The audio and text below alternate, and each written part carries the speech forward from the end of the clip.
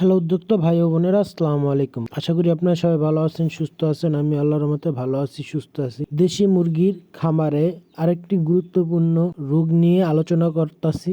সবাই সম্পূর্ণ ভিডিওটা দেখবেন। দেশি মুরগির কয়েকটি রোগের মধ্যে অন্যতম আরেকটি রোগ হলো ফাউল পক্স। রোগের করণীয় সম্পর্কে আমরা অনেকেই জানি না। আমাদের দেশে বিশেষ করে গ্রাম অঞ্চলে প্রায় প্রতিটি বাড়িতেই মুরগির পালন করা হয়ে থাকে। আবার খামারে বাণিজ্যিকভাবে অনেকে মুরগি পালন করে থাকেন। মুরগি পালনে অনেক সময় বিভিন্ন সমস্যা পড়তে হয়। এগুলোর মধ্যে অন্যতম হলো মুরগির বিভিন্ন প্রকার রোগ। মুরগির জটিল রোগগুলোর মধ্যে উল্লেখযোগ্য হচ্ছে মুরগির ফাউল পক্স রোগ। আসুন জেনে নেই মুরগির ফাউল পক্স রোগ করণীয় সম্পর্কে। মুরগির বসন্ত রোগের কারণ। একসাথে বিভিন্ন বয়সে মুরগি রাখলে এই রোগটি হতে পারে। খামারের মেঝে ভেজা বা চারপাশে পানি থাকলে, খামারে অতিরিক্ত মশা থাকলে, মশার কামড়ে হতে পারে। আক্রান্ত মুরগির নিঃশ্বাসের মাধ্যমে ভাইরাস ছড়াতে পারে। মুরগির ঠোকরাঠুকরি করে ক্ষত সৃষ্টি করলেও হতে পারে। মুরগির বসন্ত রোগের লক্ষণ। আক্রান্ত মুরগির বাচ্চা ঝিমাবে, অন্য মুরগির বাচ্চাগুলো থেকে আলাদা হয়ে কোনায় বসে থাকবে। মুরগির নাকের চারপাশে এবং ঠোঁটের রং পরিবর্তন হবে। বাচ্চা বারবার নাক বা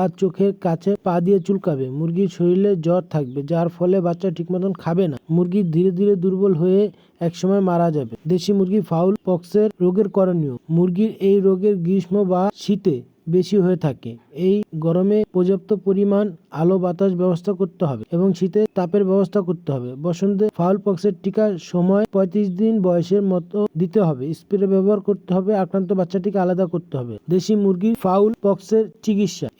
এই রোগে মুরগির জ্বর শরীরে লেগেই থাকে, তাই কোনো অ্যান্টিবায়োটিক অথবা ভিটামিন সি এবং ভিটামিন ডি খাওয়াতে হবে। যদি কম সংখ্যক বাচ্চা আক্রান্ত হয় তাহলে পটাশ বা জীবাণুনাশক তোলার সাথে লাগিয়ে আক্রান্ত স্থানে মুছে দিতে হবে। দিনে 2-3 বার করে এর সিরাপ এর সাথে অ্যামোক্সিলিন সিরাপ 5 থেকে 6 দিন পর্যন্ত দিনে 2 থেকে 3 বার করে খাওয়াতে হবে।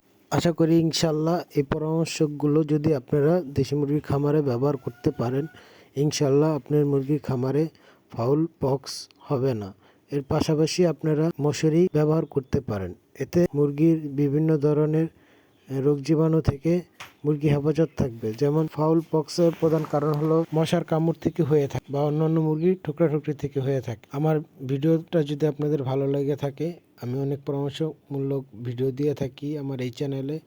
আমি যদি কোনো ভুল ত্রুটি পরামর্শ দিয়ে থাকি, আমাকে সবাই ক্ষমার দৃষ্টিতে দেখবেন আর আপনারা কমেন্টে জানাবেন। আশা করি আপনাদের সঠিক পরামর্শ দেওয়ার চিন্তা ভাবনা করব ইনশাআল্লাহ। আশা করি ইনশাআল্লাহ ভিডিওটা যদি সবার ভালো লেগে থাকে, একটা লাইক করে চ্যানেলটা সাবস্ক্রাইব করে আমার পাশে থাকবেন। আজকে ভিডিও এই পর্যন্ত। সবাই ভালো থাকবেন, সুস্থ থাকবেন। আসসালামু আলাইকুম।